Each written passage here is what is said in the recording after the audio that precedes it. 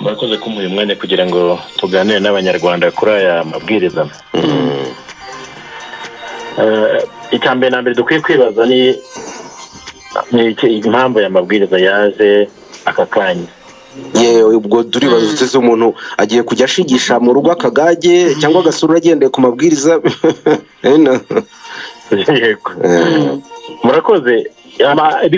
Icyari kigendewe nicyo tukwiye kurangarira cyane kubera ko bimaze ngira ngo kuba ikibazo gikunda kugarukaho.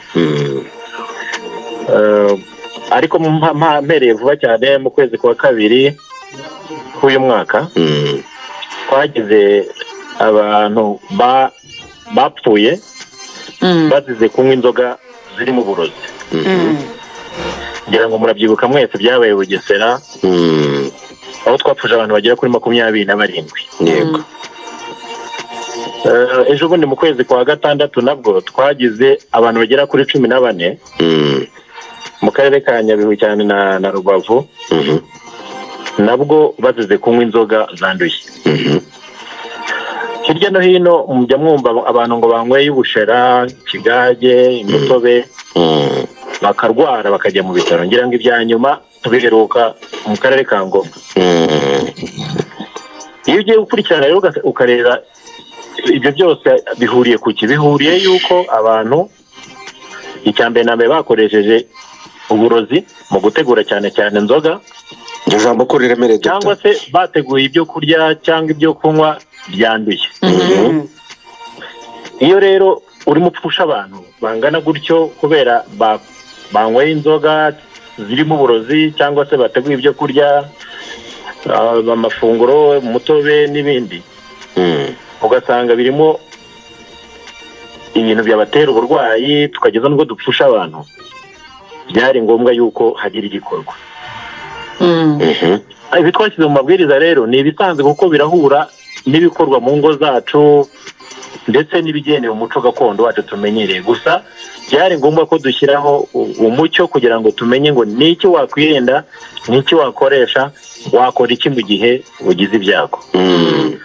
Mu magambo make rero aya mabwiriza agendereye ni ukurinda abanyarwanda, ni ukurinda abakoresha inzoga, abazitegura, abazinywa mu gihe bari mu birori iwabo mu ngo cyangwa se no mu rugo rw'umuntu, kugira ngo turinde ko twakomeza gupfusha abantu. Aya mabwiriza ejo twari twayagarutseho muri Bwakeye Buteye, turimo kugerageza nyine kugaruka kuri bimwe mu byo mwashyizemo, ariko umunyarwanda ukurikiye Bwakeye Buteye akeneye kwiyumvira mwebwe ubwanyu aya mabwiriza asaba iki umunyarwanda, harimo iki? Icyambere nambe nabikubira mu ngingo zinyuranye, ariko reka mpere ku ya mbere. Iya mbere ni isuku. Rwose igihe ugiye gutegura ibyo kurya, byaba ari iby'umuryango wawe, byaba ari iby'ibirori uzatumiramo bagenzi bawe, icyo ugendereye no kugira ngo abantu bishime kandi bo kugira ibyago byo kwandura cyangwa se bo kurwara kubera amafunguro bahaye. Birasaba rero ko icyambere na mbere ugira isuku.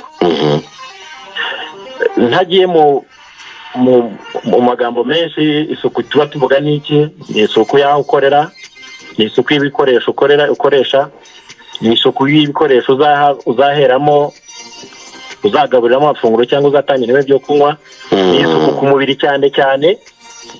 Yenda reka ngaruke ku isuku ku mubiri kuko yenda nicyo kintu abantu badatindaho. Igihe ugiye gutegura aya mafunguro, yaba ibyo kurya yaba ibyo kunywa, ukwiye kwisukura umubiri wose. Ukabanza ugakaraba intoki by'umwihariko, ugatangira gutegura ibyo kurya byawe. Ntagira ikiguhagarika ugiye gukora ikindi kintu, igihe ugarutse nanone ukongera ukibuka yuko ukwiye kwisukura. Niba wari ugiye ku musarane, niba ugiye gusuhuza abantu, ukongera ukibuka ko ukwiye kwisukura. Nta kindi bisaba, ni amazi n'isabune bisanzwe ibi dukoresha twese. Dr. Oreste, uretse rero isuku rusange, yego nta kibazo mwakomeza. Uretse isuku rusange nari ngiye kuvuga, ikindi ni ibikoresho by'ibanze bikoreshwa mu tegura y'amafunguro cyangwa se bya binyobwa. Ni ibinyampeke, ibyo kurya, ugomba kubigira isuku nabyo kandi ugakoresha ibikoresho by'ibanze bitanduye. Icya gatatu ni uburyo bibikwa n'uburyo bigaburirwa bitangwa. umuntu atagiye mu mateori menshi cyane umuntu yavuga ngo ibyo kurya bikwiye gutangwa bigishyushye igihe byabaye umukonjera ukabimenya ntagiye mu magambo menshi rero navuga ngo icyo twifuza ni uko umuntu ategura ibyo kurya n'ibyo kunywa icya mbere na mbere agira isuku icya kabiri agakoresha ibikoresho byizewe icya gatatu akabitanga neza icya nyuma akirinda gushyiramo ibintu bya bindi bihindura ibyo kurya cyangwa ibyo kunywa cyane cyane ibyo tuvuga aha ngaha ni ibinyabutabire hano ndagira ngo duce akarongo ku bintu abantu bagiye impaka cyane hari n'abibaza ko wenda mushaka kubica ikigage ubushera umutobe urwagwa ibyo ni ibinyobwa bya kinyarwanda bimaze imyaka na nyakaka abantu bakoresha abanyarwanda bazi gutunganya hari n'umuntu ukubwira uti runaka afite ukuboko kwenga neza cyangwa gushigisha neza abanyarwanda bino bintu barabizi byagenze bite ngo bishyirwaho amabwiriza ni iki cyabaye ibi binyobwa mu bifiteyo kibazo ugereranyije n'uko byatunganywaga mbere ntabwo ikibazo ari ibinyobwa ubwabyo ahubwo ni ibintu bibiri nagarukaho icya mbere ni ibinyabutabire abantu bajyaga bongeramo bamwe nta nubwo ari bose ni bamwe bajyaga bongeramo kugira ngo mwumvise ibya metanol cyane cyane niyo twumvise cyane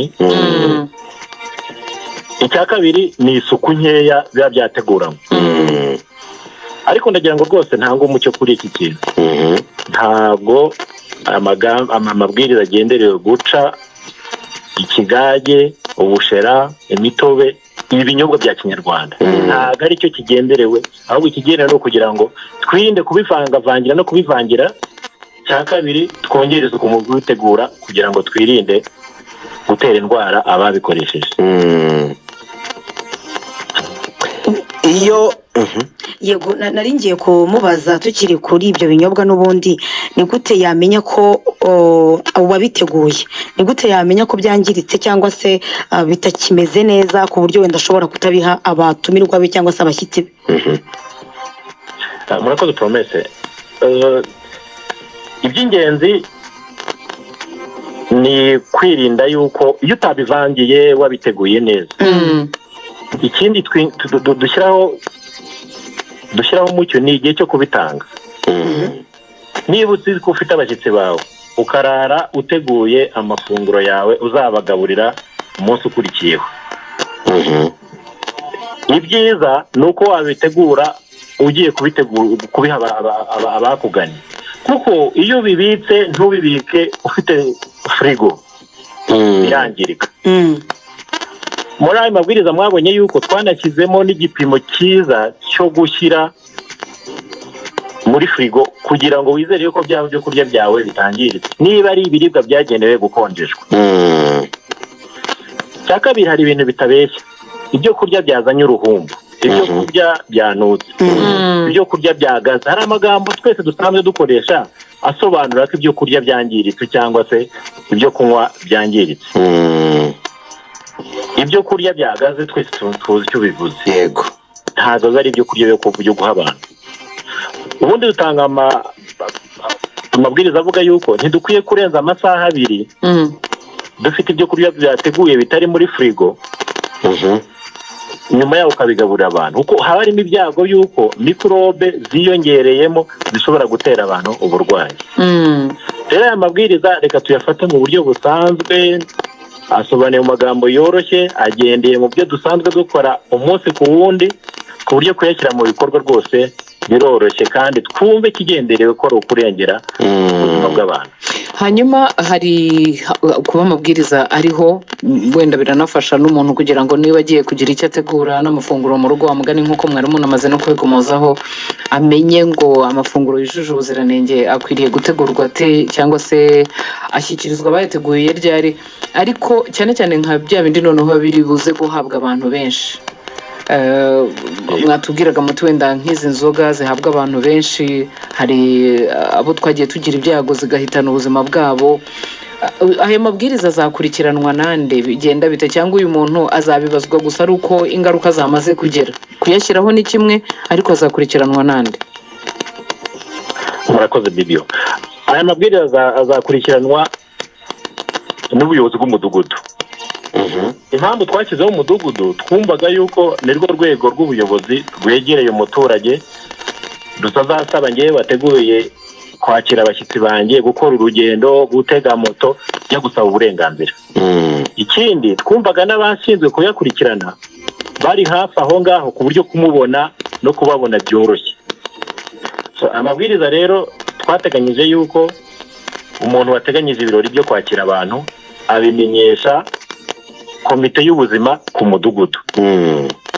Komite y'ubuzima ikaba irimo umuyobozi w'umudugudu, ikaba irimo umwe mu bajyanama b'ubuzima. Twibukiranye ko umudugudu ugira abajyanama 4, hanyuma akaba n'ushinzwe umutekano. Aba ni abantu twumva yuko bari hafi n'umuturage ku buryo niba nateguye ibirori byanjye mbere y'iminsi 2 nagenda nkabibamenyesha, bakaza bakareba uburyo nabiteguye, hanyuma bakampa uburenganzira bwanjye cyangwa bakangira inama y'ibyo nahindura mbere y'uko ntegura ya mafunguro n'ibiribwa n'ibinyobwa nzaha abashyitsi banjye. Ikigenderewe ni iki rero? Ni ugufasha igihe bigaragara yuko umuntu yatannye cyangwa se yayobye kuri aya mabwiriza, ko agirwa inama kugira ngo agire ibyo yirinda, ndetse rimwe na rimwe ashobora no kubuzwa gukomeza kubera bigaragara ko ibyo yateguye iki gukoresha harimo ibyateza ibyago ku buzima bw'abantu.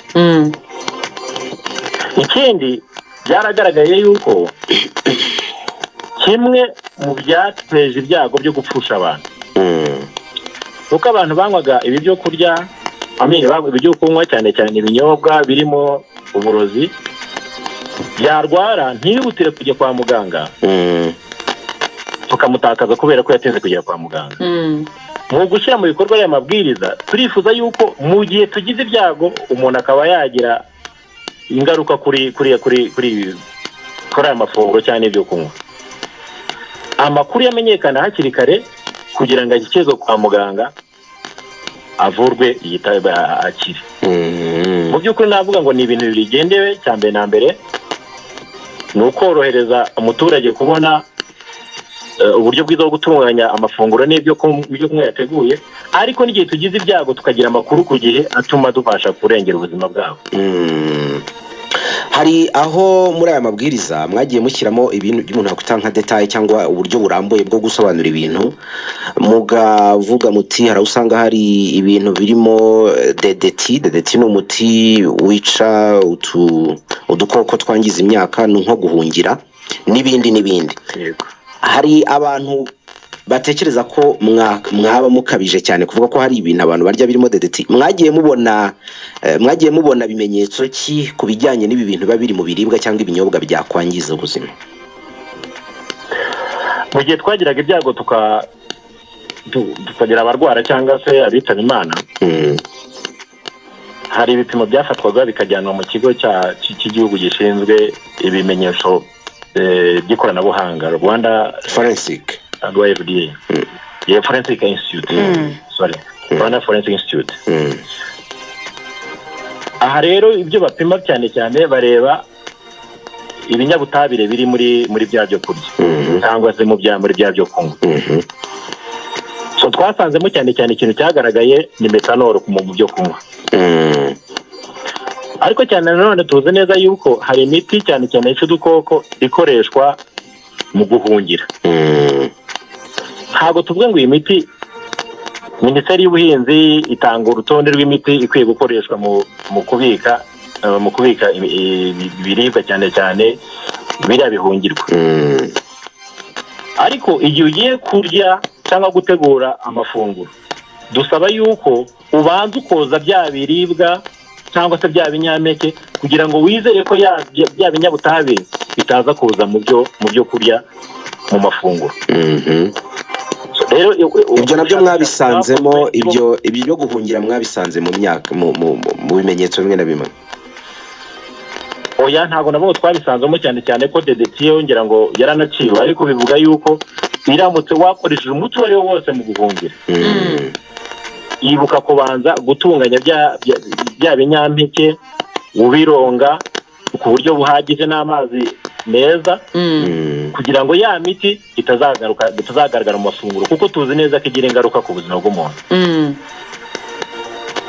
Yego mu yandi mabwiriza ni uburyo bwo kwenga izi nzoga gakondo n'ubundi mwari mwabikomojeho ko uzajya ashaka kwenga za nzoga gakondo azajya akorana na komite zishinzwe ubuzima mu midugudu, nibo bazajya bareba ko yujuje ibisabwa hanyuma akabona kwenga. Twifuza yuko komite imaze gusabwa uburenganzira iraza igakora igenzura, cyane cyane ishingira kuri bya bintu bitatu twavuze, ireba ku isuku, ikareba ku bigiye gukoreshwa, ikanareba yuko nta bigiye kongerwamo, hanyuma igatanga uburenganzira abantu bagategura amafunguro yabo. Mu yandi magambo niba tubyumvise neza, nta wakwenga ikigage ubu, nta muntu ushobora kuvunura komite y'umudugudu idahari. Ntabwo ari kuri urwo rwego. Twifuza yuko igihe utegura ibirori muri rusange wabanza ukamenyesha komite. Icyo cyo ni ihame, kumenyesha komite ko mfite ubukwe muri wikendi, ndategura kuzakira abantu twese, iyo ubutisimu n'ibindi byose bihuza abantu, bimenyeshe komite mbere niba amasaha 48 kugira ngo ibashe kuza igusure ku munsi ukurikiyeho ugiye gutegura byo kurya no kunywa byawe, hanyuma iguha uburenganzira. Twibukiranye yuko nta kiguzi kiri mu burenganzira, ni ukuza bakareba bakakwemerera hanyuma ugatangira ibirori byawe. Iyi komite ko ari abakorerabushake, kandi abakorerabushake nabo nyine baba bashakisha ubuzima nk'abandi bose hirya no hino, mu gihe bataboneka byasibye ikirori. Ntabwo dutekereza ko byagera kuri urwo rwego ko umuyobozi w'umudugudu n'ubundi ntakora wenyine. Icya kabiri, harimo ushinzwe umutekano, harimo abajyanama b'ubuzima umwe muri 4. Ntabwo twibaza ko abantu bose baburira icyarimwe. Ikindi genda nabamara impungenge, tumaze iminsi igera kuri 3 dukurikirana ibi bintu. Biragaragara rwose yuko bimaze gufata, abaturage bacu barabyumva. Ngira ngo nkurikije nka raporo y'ejo, bigaragara yuko barabimenyesha iyi komite, bagahabwa uburenganzira, hanyuma bagafashwa gutunganya neza ibirori byabo. Hari akantu wakomojeho ariko noneho nyine ntiwakatubwira ku kibazo cya mbere ndabyibuka, wahise uvuga uti ahubwo twakibajije ngo kubera iki muri iki gihe, kubera iki rero aya mabwiriza aje ubu ngubu, Dr. Aje ubu ngubu kubera ko nk'uko nigeze kubivuga, iki kibazo cy'abantu banywa inzoga bakarya ibyo kurya byanduye, bakanywa izi nzoga zirimo uburozi, kibaye igihe kinini cyane. Ngira ngo murabizi, hashize imyaka n'imyaka iki kintu kiza, tugakurikirana abarwaye, bamwe bagakira, abandi bagapfa, abandi bagafera n'ubumuga budashira, kuko tuzi neza yuko nka metanol itera ubuhumyi budakira. Hari ingamba zagiye zifatwa zanatanze n'umusaruro, ariko tukabona biranga bikagaruka.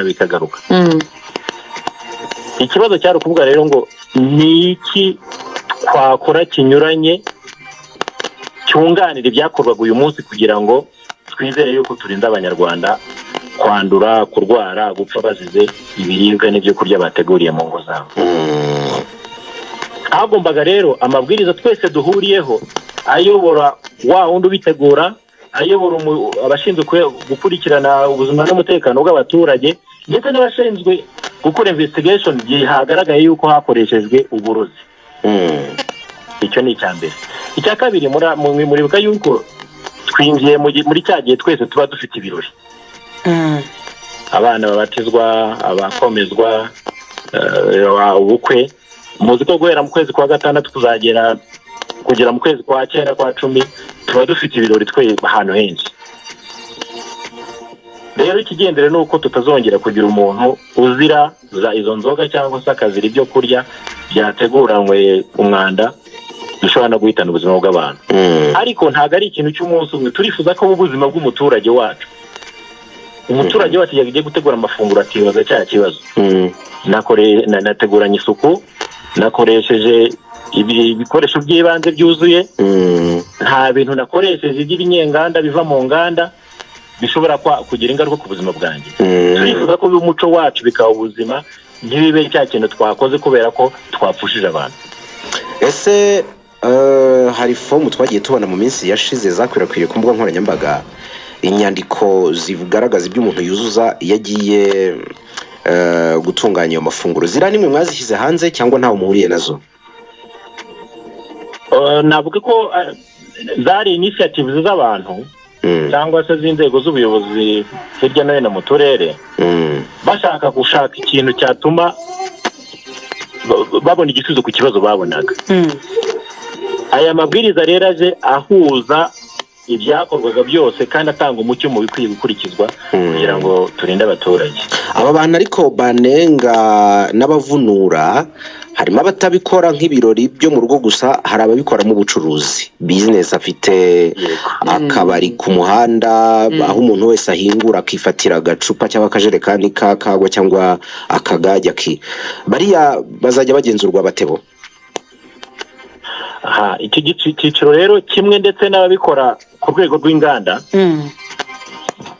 harimo aranozwa andi mabwiriza azakurikizwa, cyane cyane arimo arakorwa na Minisiteri y'Ubucuruzi, ikigo cy'igihugu Rwanda FDA, ndetse n'izindi nzego bifite mu nshingano na Minisiteri, dufatanyije na Minisiteri natwe na Minisiteri y'Ubuzima, kugira ngo dukore amabwiriza noneho areba abo mu nganda ndetse n'abandi babikora nk'umwuga nk'ubucuruzi.